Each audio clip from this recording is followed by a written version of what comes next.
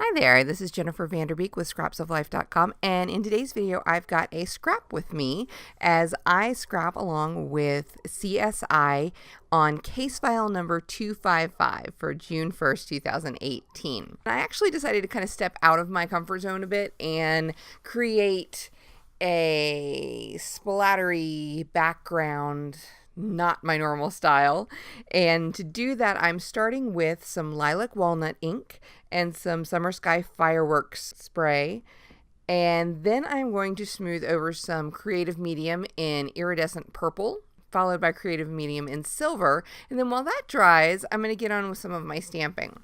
I've got this great number set. It's from Studio Calico. It was one of their stamp subscriptions from several months back. And I love the way they have these big, like, varsity style numbers, but they have a space in the middle for adding months or days or anything else. And in this case, I'm going to use it as a little bit of a journaling space after I've stamped it in Lulu Lavender on some pale, kind of dusty blue cardstock, kind of to reflect some of the colors used in the inspiration image, which the inspiration image is what kind of made me choose these photos. These are photos of me when I was a kid and I was playing dress up and, I don't know, doing like a little fashion show on the kitchen table at my grandmother's house. I don't know the full story behind it, but I love these pictures because I look so happy in them.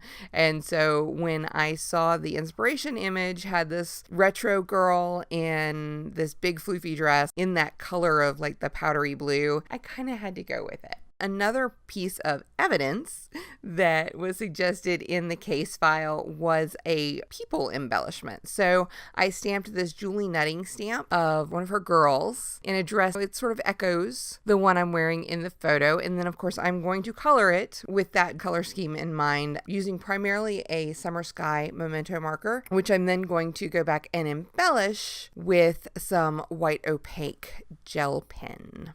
Once all the photos were matted and my stamped elements were fussy cut, I'm going to ink around that 1979. I was 3 at the time. You guys can do the math. With some Versacolor.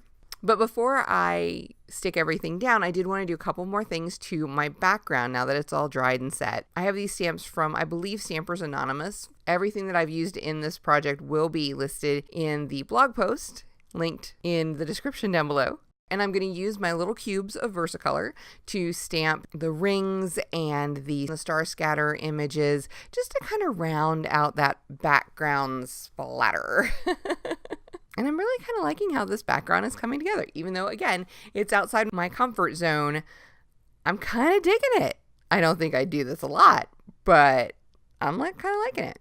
All right, now that everything is set on the background, I can start affixing my layers. I'm using tear it tape to adhere the matted photos onto the background. I'll make use of the precision tip on the On Point glue to affix my inked and colored girl image. And then I'm going to use some foam squares, some Helmar Zap Dots for my title and journaling. We're almost finished.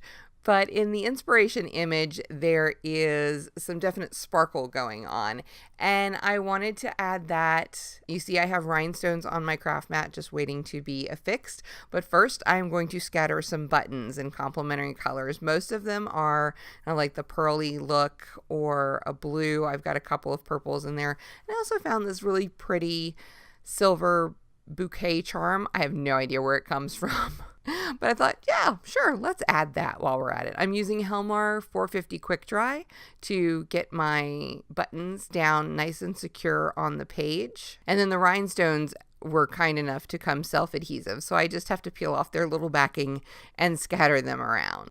And with that, the layout is finished. It was so much fun to take a step back and get back to my scrapbooking roots, as it were.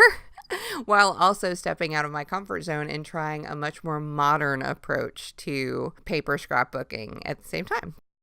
Thank you to CSI for having the Imagine Artist in Residence as guest contributors this month. And so go make sure you check out the links down in the description below and in the linked blog post to see what else people came up with on these same case files. All right. Thank you so much. I hope you've enjoyed this video, and I hope that you have a very creative and crafty day.